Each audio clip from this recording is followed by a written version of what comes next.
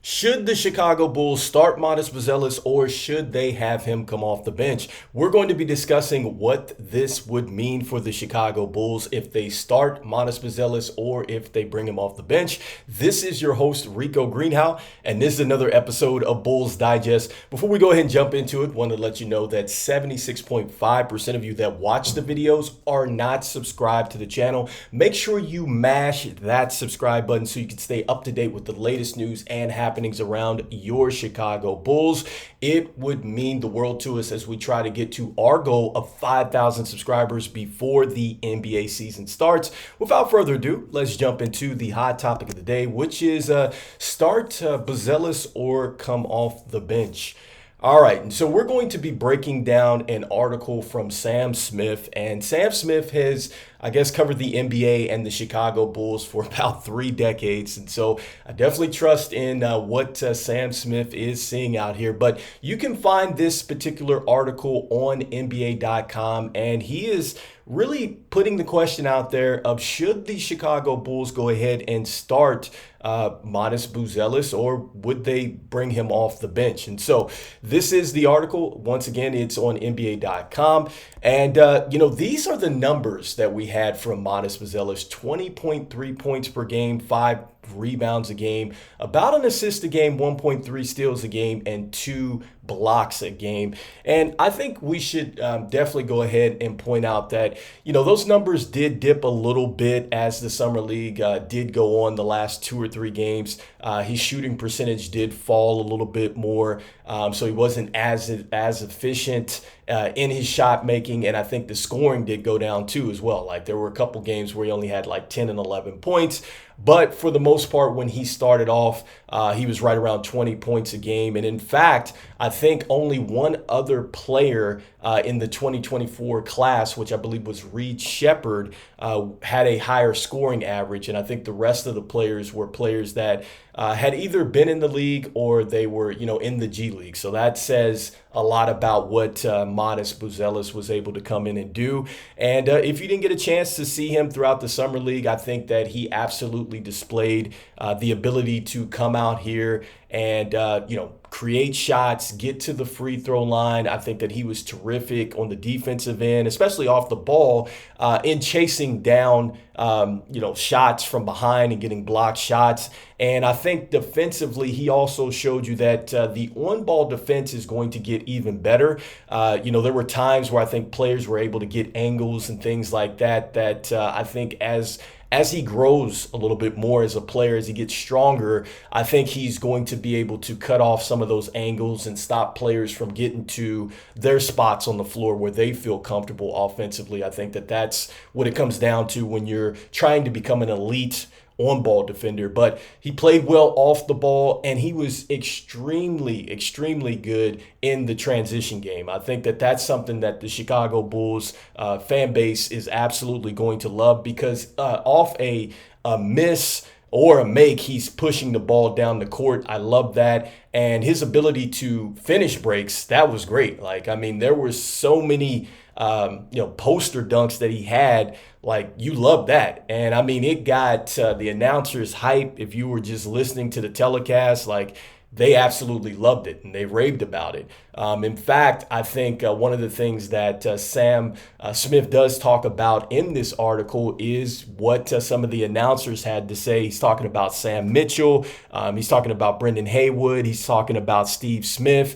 These are NBA champions, and this is also, too, the former coach of the year in Sam Mitchell. And I remember talking about this, too, as well, that Sam Mitchell was like, I'm going to be shocked if he's not starting from day one, or at least the first player to come off the bench. That's how good he looked. And what was, interesting about this, and this is something that Sam Smith said, is that these announcers didn't even get a chance to see him when he had his best game of 28 points against the Golden State Warriors. So that just tells you how good that Buzelis looked. He looks NBA ready. And it really looks like that he might, it might be a steal for the Chicago Bulls, and he might be the best rookie in the class. I know that that's a stretch. I know that's probably another video that we're going to talk about, but it looks like he might be the surprise pick right there at 11, like for sure. So he's looked very, very good to say the least.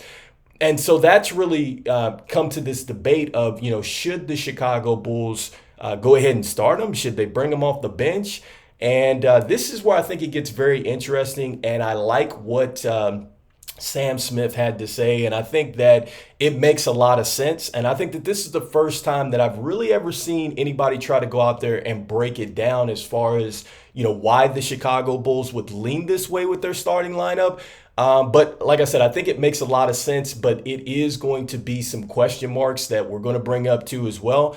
So let's go ahead and jump into exactly what he had to say. And so he says that, look, the Bulls haven't had a rookie this NBA ready since Derrick Rose, which is huge because if he's able to do what Derrick Rose did, he went on to be an MVP. I mean, if minus the injuries, I think the Chicago Bulls would be ecstatic about that. But he's saying that he would start Josh Giddey, Kobe White, Patrick Williams, Buzelis, and he's starting Vooch at the center. He said he likes the veteran leadership that Vooch brings, and he thinks that Vooch plays well with others, which I think that is true. Now, he's saying that would mean that if you're still bringing Zach LaVine back, then he's saying that you bring him off the bench, give him plenty of opportunities to score, and restore his trade value. He feels like that if he increases his three-point efficiency and his ability to finish at the basket with his athletic ability, then he feels like he would help a team better than DeMar DeRozan will help the Sacramento Kings. All right, and so that is a lot to unpack, and that is, that's pretty gutsy to say that. But, I think that first and foremost, I think that a lot of people are probably going to have issues with the fact that Zach LaVine,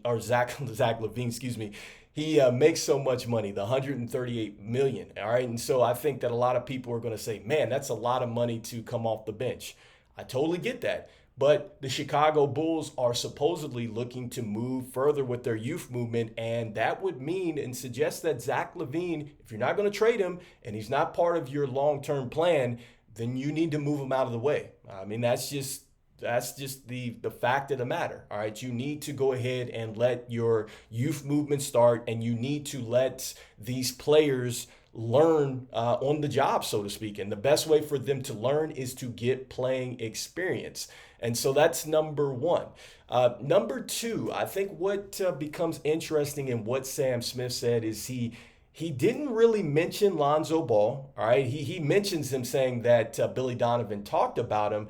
But remember, there was that comment out there that Billy Donovan suggests that he's looking forward to Lonzo Ball and Josh Giddey playing together, which that, in my opinion, suggests that Billy Donovan thinks that Lonzo Ball can get back to where he was 3 seasons ago. And if that's the case, then that means that Buzelis would have to go to the bench here. All right. And so that's already a tough situation. You got your head coach saying that he's liking what the possibilities with Lonzo Ball. Then you had your GM come out and say, well, Zach LaVine is healthy. We expect him in the camp, and we think he can help this group compete. I don't know if AK imagines a scenario where LaVine is coming off the bench. All right. But even if those two are coming off the bench, let's say that Lonzo and LaVine are coming off the bench, then what about DeSumo? What about Julian Phillips? What about Dalen Terry? Didn't you say that you wanted to get into the youth movement? Didn't you say that you wanted to get younger? That would really stop some of that growth, right? Because I'm pretty sure that, well, Billy Donovan is probably going to play the veterans before he would play those, young guys coming off the bench. And that's not even counting Torrey Craig. He's got Javon Carter over here. So that's a tough situation. Even if you go ahead and say, all right, well, fine, we're going to go ahead and start Lonzo and LaVine, then that means that you have Buzelis, you have Julian Phillips, you have Dalen Terry. Like, you still have players that are part of your youth movement that are on the bench. And so this leads us to the point that because the Chicago Bulls did not do what they should have done in the offseason, all right, and made the logical move, which is go ahead and trade him. And yes, I get it that the Chicago Bulls have not been able to trade him recently, but what about the reports that the Chicago Bulls had to lower the trade offers, like not the offers, but the amount that they wanted back for Zach LaVine, right? We had heard that the asking price had gone down for Zach LaVine. So that leads me to believe that teams were picking up the phone and teams were interested in Zach LaVine, but because the Chicago Bulls didn't want to go ahead and trade him when his value was up and they were asking too much, then we got stuck with Zach LaVine, and then here we are. And it's one thing if Zach LaVine is on the team and, we basically had the same team. But now that we have the youth movement going and we have a rookie, like Sam Smith said, that we think can come in just like a Derrick Rose and be NBA ready like him. Look, we got to move somebody out of the way for these younger players to play. So that leads me to the question of what do you think out there in the comments? Do you think that, Sam Smith is correct in pushing Zach LaVine on the bench? And do you let this youth movement go ahead and start playing? Or do you say, you know what? They can sit and they can try to figure it out. We'll go ahead and play Zach LaVine and Lonzo Ball ahead of these young players. And hopefully they just figure it out when they figure it out. So anyway, even though we don't know what we are doing with our starting lineup, and it appears that we already have a mess because we did not take care of what we needed to in the offseason, I'm still saying go Bulls, and I'll see you on the next one. Peace.